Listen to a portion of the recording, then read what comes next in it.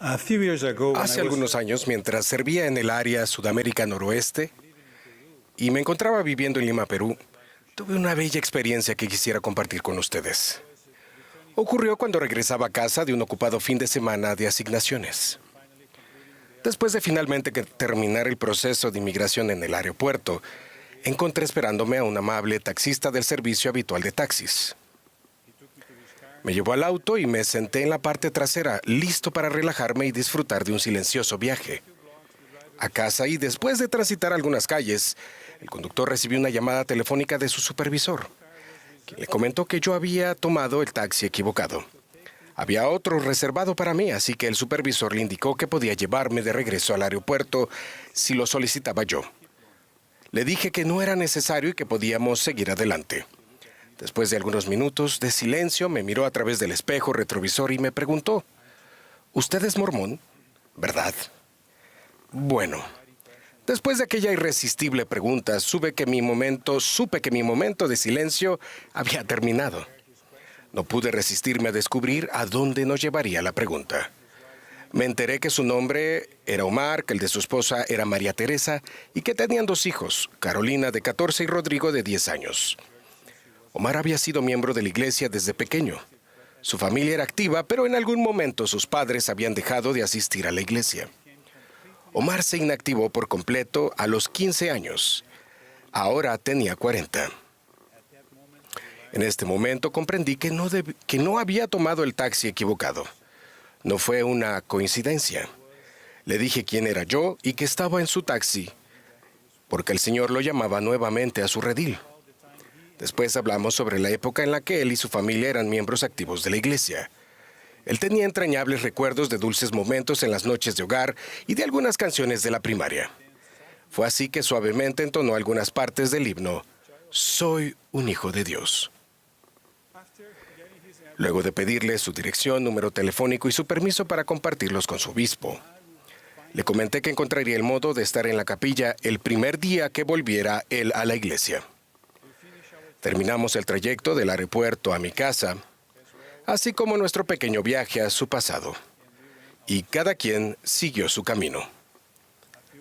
Semanas después, su obispo me llamó para contarme que cierto domingo Omar pensaba asistir a la iglesia. Le respondí que allí estaría. Aquel domingo Omar asistió solo junto con su hijo, ya que su esposa e hija aún no mostraban interés. Algunos meses después, el obispo me llamó de nuevo, pero esta vez para decirme que Omar bautizaría a su esposa y a sus 2 hijos. Y me invitó a estar presente. Aquí está la fotografía de aquel domingo en que fueron confirmados miembros de la iglesia. Este domingo le dije a Omar y a su familia que si se preparaban, en un año, sería un honor para mí poder efectuar su sellamiento en el Templo de Lima. Aquí está la fotografía de que se tomó un año después de aquel momento memorable para todos. ¿Por qué comparto esta experiencia con ustedes? La comparto con 2 fines. Primero, para dirigirme a aquellos buenos miembros que por alguna razón se han alejado del Evangelio restaurado de Jesucristo. Y segundo, para dirigirme también a los miembros que actualmente participan, pero que quizás no sean tan fieles a sus convenios como deberían. En ambos casos, sus generaciones futuras se verán afectadas y las bendiciones y promesas reservadas para su posteridad se encuentran en riesgo. Comencemos por el primer caso. Los buenos miembros que han dejado la senda de los convenios, como ocurrió con mi amigo peruano Omar. Cuando le pregunté por qué había decidido volver, dijo que fue porque él y su esposa sentían que sus hijos serían más felices al vivir el Evangelio de Jesucristo. Sintió así que era hora de volver a la iglesia por el bien de sus hijos.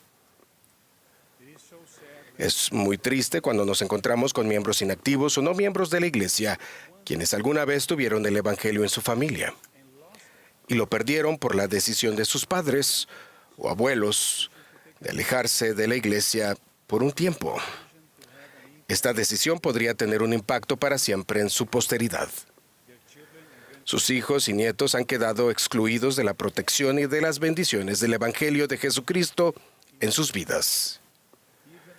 Lo que es aún más desgarrador, han perdido las promesas de una familia eterna que previamente habían tenido. La decisión de una sola persona ha afectado a toda una cadena de descendientes. Se ha quebrantado el legado de fe. Sin embargo, como sabemos, todo lo quebrantado puede enmendarse mediante Jesucristo. Por esta razón, les ruego consideren esta invitación del presidente Nelson. Ahora bien, si se han apartado del camino, los invito con toda la esperanza de mi corazón a que por favor regresen. Cualesquiera que sean sus preocupaciones o desafíos, hay un lugar para ustedes en esta, la Iglesia del Señor. Ustedes y las generaciones por venir serán bendecidas por las acciones que tomen ahora al regresar a la senda de los convenios. Ahora, hablemos del segundo caso. Los miembros que hoy participan, quienes tal vez o quizás no sean tan fieles como deberían ser. Así como las decisiones de ayer influyen en la realidad de hoy, las decisiones de hoy tendrán un impacto en nuestro futuro y en el futuro de los miembros de nuestra familia. El presidente Oaks nos enseñó. El Evangelio restaurado de Jesucristo nos alienta a pensar en el futuro. Enseña grandes ideas sobre el futuro para guiar nuestras acciones en la actualidad. Por el contrario, todos conocemos personas a quienes les interesa solo el presente. Gástalo hoy, disfrútalo hoy y no te preocupes por el futuro. Al tomar las decisiones de hoy, siempre debemos preguntarnos, ¿a qué me llevará esto? ¿Nuestras decisiones de hoy nos conducen al gozo y a la eternidad o hacia el pesar y las lágrimas? Algunos podrían pensar, no tenemos que asistir a la iglesia cada domingo, o pagaremos el diezmo cuando la situación mejore, o no apoyaré a los líderes de la iglesia en este asunto. Pero también dicen, sabemos que la iglesia es verdadera y que nunca abandonaremos el Evangelio de Jesucristo. Quienes piensan así, no comprenden el impacto negativo que este tipo de tibieza tendrá como miembros en sus vidas y en las de su posteridad. Quizás los padres se mantengan activos, pero el riesgo de perder a sus hijos está latente en esta vida y en la eternidad. Respecto a quienes no hereden la gloria celestial con sus familias, el Señor dice lo siguiente. Estos son aquellos que no son valientes en el testimonio de Jesús. Así que no obtienen la corona en el reino de nuestro Dios. ¿Es esto lo que queremos para nosotros o para nuestros hijos? ¿No deberíamos ser más valientes y menos tibios por nuestro bien y por el bien de nuestra posteridad? El presidente Ballard, de igual manera, expresó una preocupación similar. Para algunas personas, la invitación de Cristo a creer y permanecer sigue siendo dura. Algunos discípulos presentan dificultad para comprender una norma o una enseñanza de la iglesia en particular. A otros les preocupan aspectos de nuestra historia o las imperfecciones de algunos miembros o líderes actuales o del pasado. La decisión de ya no andar más con los miembros de la iglesia y los líderes escogidos por el Señor tendrá un efecto a largo plazo que de momento podría no apreciarse. Vaya triste legado a transmitir, ¿no lo creen? ¿Y para qué?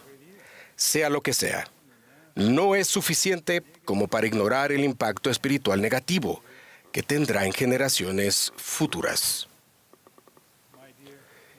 Mis queridos hermanos y hermanas, si están pasando por alguna de estas dos situaciones que he mencionado en mi mensaje, les ruego reconsiderar su curso de acción. Ustedes saben y conocen que hay un plan para nosotros en esta vida, que las familias pueden ser eternas. ¿Por qué arriesgar la suya?